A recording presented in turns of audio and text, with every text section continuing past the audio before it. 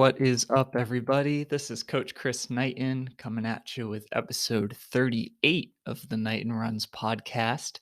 And in today's episode, I'm continuing my series on essential concepts you need to know when training for a marathon.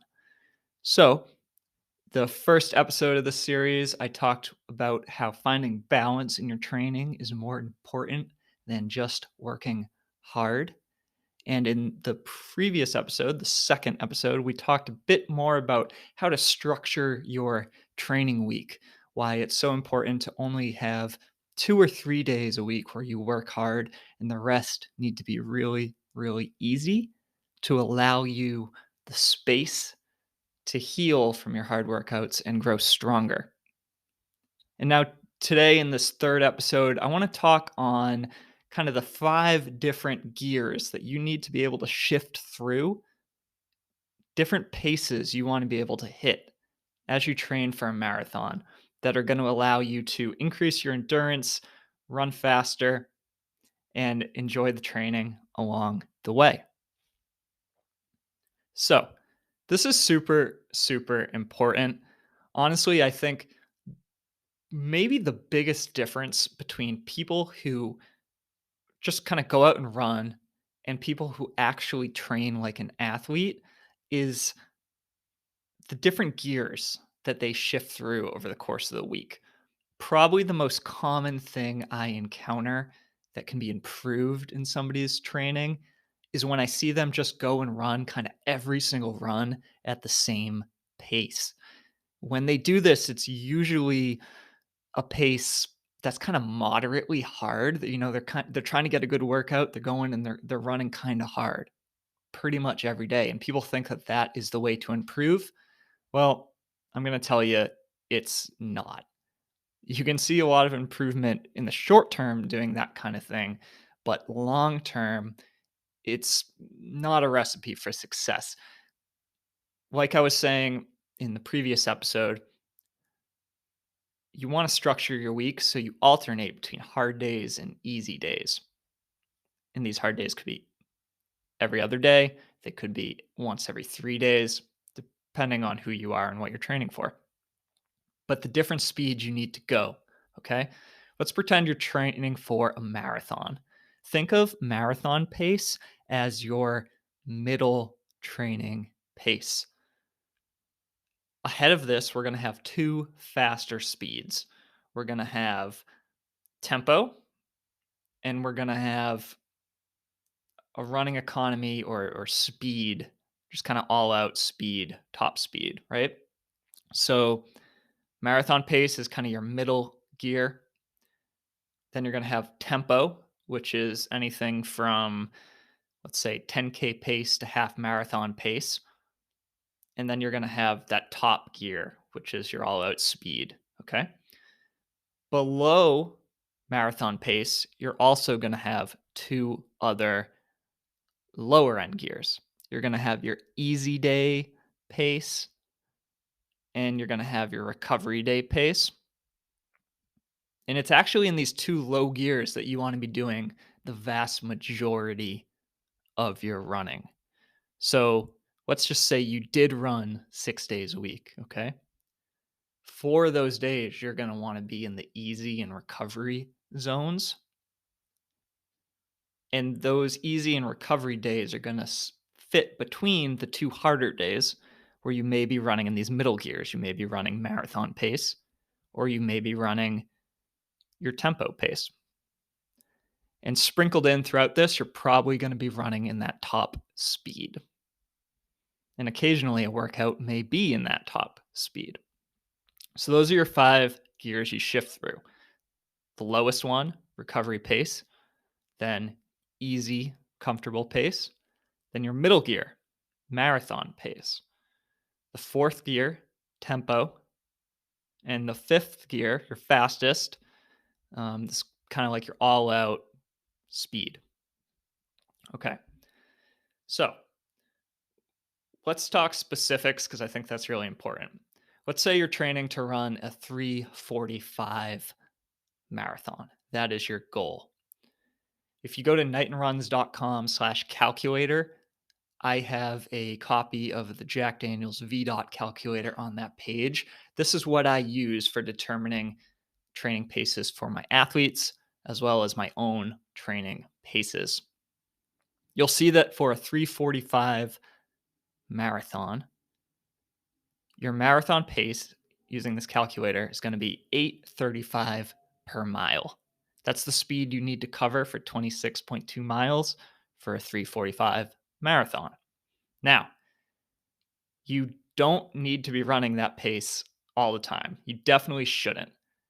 You could run 8:35 maybe twice a week if your workouts are centered around marathon pace, but the majority of your runs should be significantly slower, generally 1 to 2 minutes per mile slower than marathon pace. And this is your easy to recovery pace zones. So what's easy for you is going to vary greatly from day to day depending on how fatigued you are. But for a 3:45 marathoner who's trying to run 8:35 per mile in the marathon, their easy pace would generally be between 9:35 and 10:35 per mile. Now, easy is a range, recovery is a range. These are your two slower gears. However, they should always be significantly slower than your actual marathon pace. Again, one of the biggest problems people do is go out and just run kind of every day faster than this range. And there's actually not a good reason to do that. The reason is you get most of the benefit from running. I'm going to say probably at least 80% of the benefit from running just by running in these easy intensities.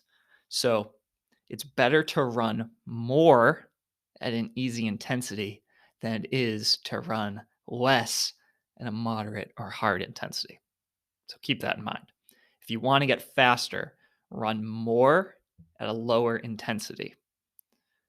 But if you do want to reach your potential, it is important to sprinkle in faster workouts as well.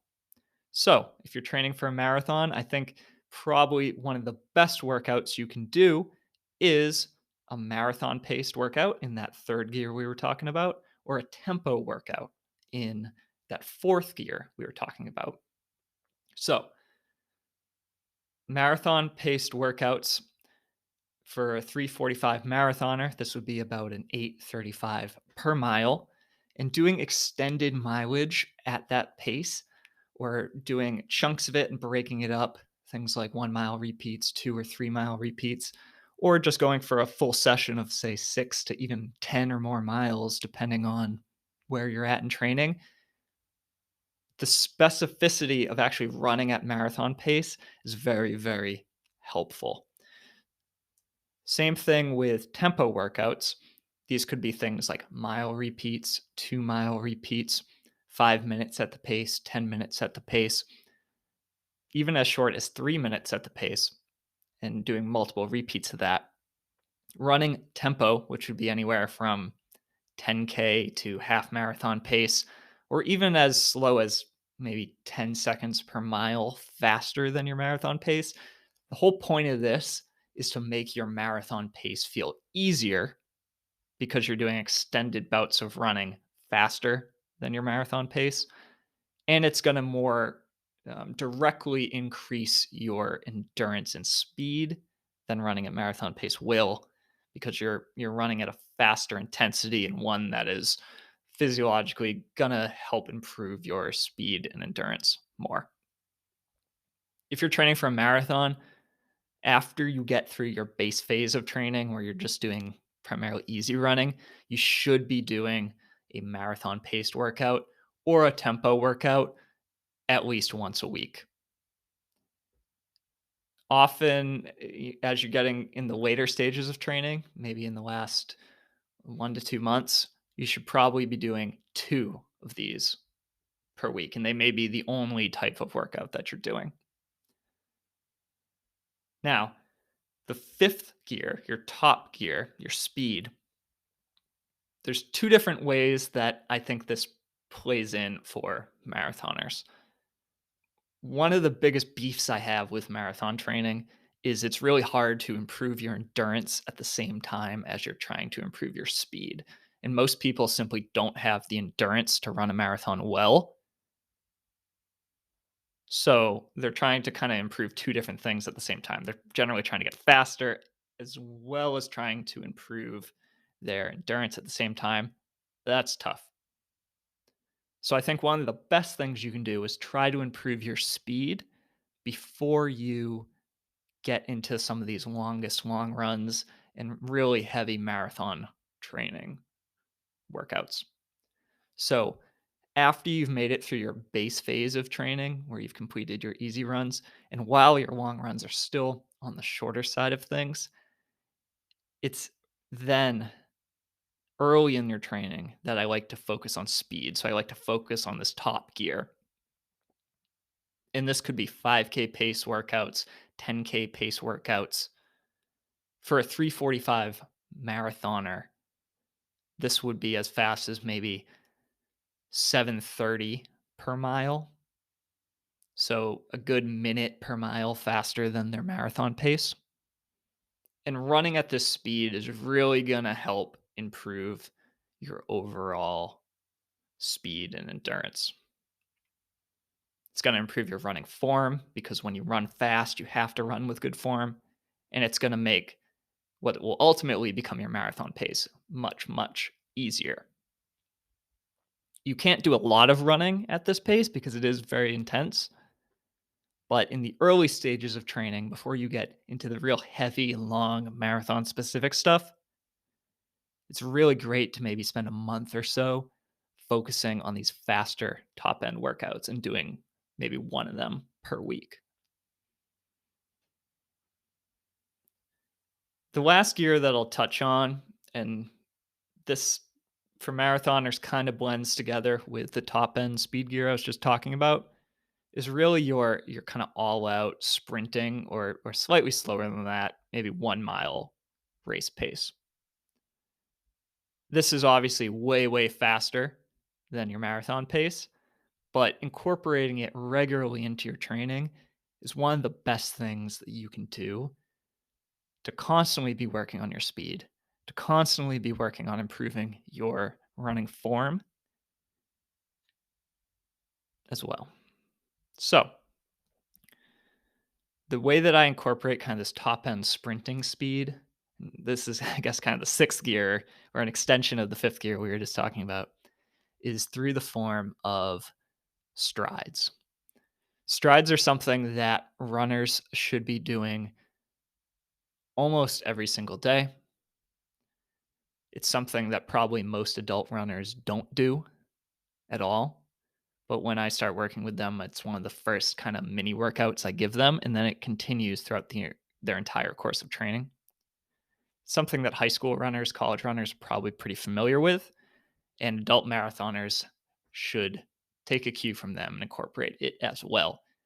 So strides can come in many different forms, but in general, they're short runs of, say, 15 seconds to 30 seconds at a pretty fast pace. It could be your 1 mile race pace, it could be your 800-meter race pace, or even just a sprint for 10 seconds or so, all out. Different ways you can do them, but when you do them, you want to do maybe 4 to 8 at a time. You want to focus on running with really good form. Stand up tall, pump your arms, lift your legs, concentrate on that, tweak it, and improve your form with each stride you do. And give yourself a full and complete recovery between each stride. It's really helpful to touch on speed every single day. And while the majority of your mileage should be done in these recovery and easy pace zones at the bottom end of the gear set, the very top end, the strides and the sprints, this is helpful to touch on in very short bursts, just about every single day.